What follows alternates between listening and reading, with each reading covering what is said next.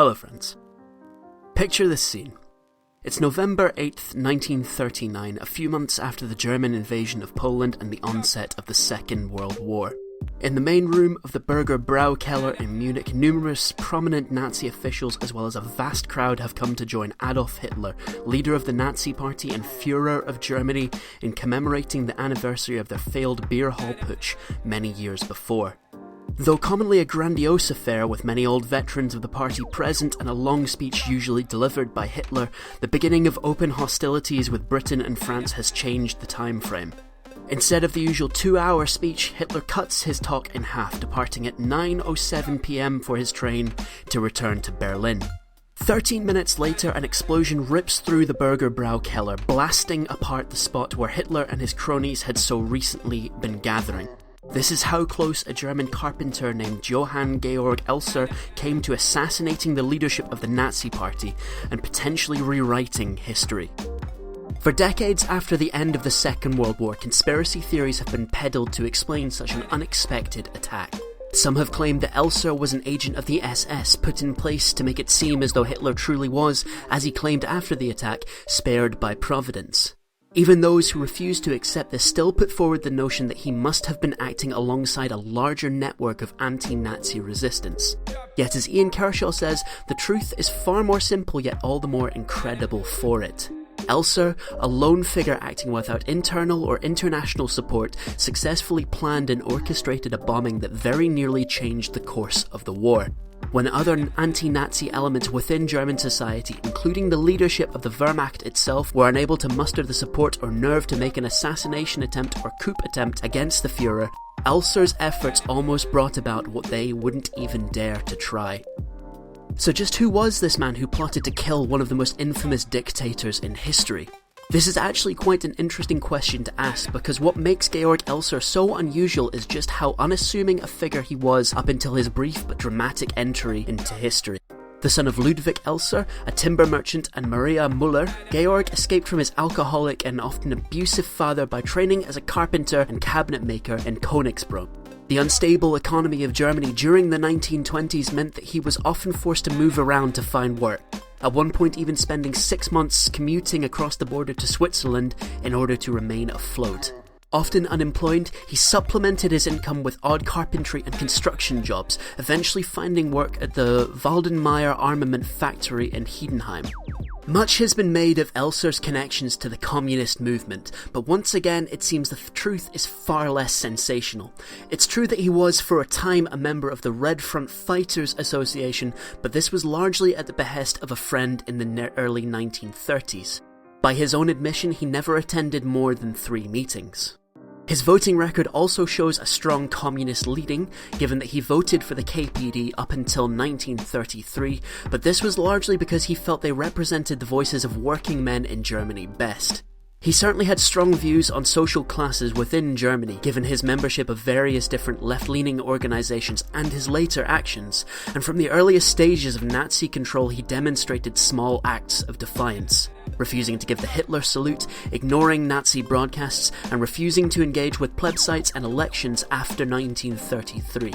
Under several years of Nazi rule, Elser's dislike of his country's new rulers slowly but inexorably grew, until by 1938 he was convinced that something had to be done before Hitler and his party plunged the country into another catastrophic war. Given the fate of Czechoslovakia at the time and Nazi plans for Poland, he wasn't far from the mark in this thinking.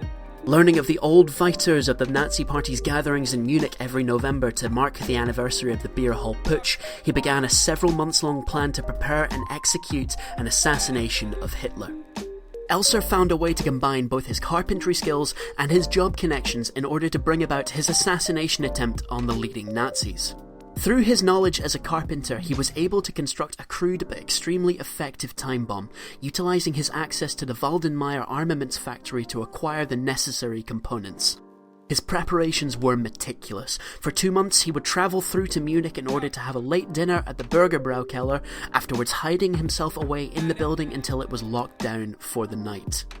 From here, he would work late into the early hours, hollowing out a space near the podium that Hitler would deliver his speech for his bomb to be placed, practicing careful sound discipline and carefully sweeping up all evidence of his work so he could carry out the rubble and debris in a suitcase. After 2 months of work, Elser's plan was ready. His bomb had been carefully hidden away inside one of the pillars behind the podium, its timer mechanism muffled by cork soundproofing. Following the routine of previous beer hall putsch commemorations, Elser set his bomb to go off at 9:20 p.m, what should have been the middle of Hitler's speech. Returning to the beer hall one final time on November 7th to confirm that his device was functioning correctly, he departed from Munich with the intention of escaping across the border to Switzerland, safe in the knowledge that his bomb was ready to do its job. Sheer luck is all that saved the Fuhrer of the Third Reich from Georg Elser's attempt on his life. With the onset of the Second World War, Hitler wanted to dedicate more of his time to planning the attack on the West rather than reliving past glories, and initially intended to cancel his appearance at the Berger Braukeller. Though he later changed his mind, the war still wasn't far from his mind, and he elected to cut down his speech from the usual 2-hour sermon to a more concise 1-hour speech. Hitler thus wrapped up his appearance at the beer hall and was out of the doors along with the other major Nazi figures in attendance by 9:07 p.m. 13 minutes later, Georg Elser's bomb went off at the designated time. Though 8 people were killed and another 63 people injured, Hitler and his inner circle were not amongst them. Elser was caught attempting to illegally jump the border to Switzerland. The sketches of explosives and a postcard of the Berger Braukeller found on him alerted the authorities to his involvement, and after several days of torture at the hands of the SS interrogators, he confessed to carrying out the assassination attempt. The Nazi leadership was incredulous, refusing to believe that one man could have been responsible for such a meticulously executed attack. Hitler was adamant that the British must have had a hand in the attempt, and 2 captured British agents were forced to confess their part in aiding Elser's plans. Strangely, Elser was never put on trial for the attempted assassination during the war. The Nazi leadership intended to keep him alive while they conquered Europe and Russia, using him as a linchpin after their victory for their claims of British aggression leading to the conflict in the first place. After the war turned against Germany, however, and the Allies began their invasion, this plan quickly fell by the wayside and Elser became a liability rather than a future asset. He was transferred to Dachau concentration camp, and Hitler himself signed his death warrant. On the 9th of April 1945, Johann Georg Elser was shot at the age of 42. His body immediately dumped into the crematorium in an attempt to dispose of the evidence of his execution by the then dying Nazi state. The case of Elser and his assassination attempt is a valuable reminder of just how easily history could have gone in an extremely different direction. In this sense, it's a far better example than Strassenberg's attack. Strassenberg attempted to kill Hitler late into the war, long after the atrocities committed by the Nazi Party across Europe had happened. Elser's own attack, however, happened in 1939. Had it succeeded, the course of World War II, and indeed the history of this 20th century as a whole, would have been very different. Much has been made of how Hitler nearly died in the assassination attempt, but it's important to remember that Elser wasn't just out for him. Had his attack gone off successfully, he would have taken out everyone from Heinrich Himmler, Göring, Frank, and many of the other Nazi leading officials. The many heads of the Nazi state would have been removed all at once, and without the Fuhrer to lead Germany into another war, it's difficult to see history playing out the way it did. 13 minutes. That's all it would have taken for the world to go in a completely different direction.